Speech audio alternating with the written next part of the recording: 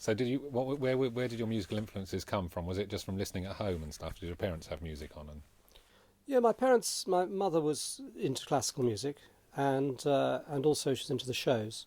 So she used to play the piano. She's a good pianist, and sort of Chopin preludes and nocturnes would come flying through all the time. And he was a lovely, fantastic melodies, and again was quite happy to use slightly strange chords, some slightly.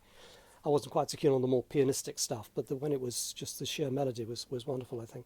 In terms of the shows, I mean, I was brought up on things like sort of The Sound of Music and Oklahoma and The King and I, and I think they've had a massive influence on me, really. I just think they're...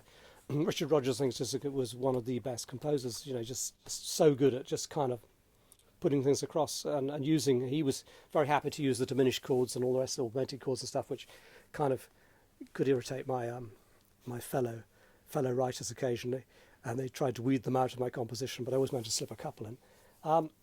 So he was a big influence, and obviously West Side Story and My Fair Lady, which of course is different. Obviously Leonard Bernstein and Lana and Lowe were big influences as well. So those shows were a big big influence on me. And then from my own point of view, just everything I heard, and the Beatles were a massive influence, as I mentioned already. I think I pretty much liked everything in 1961, and by 1969 I pretty much liked nothing. So I don't really know what that says about anything.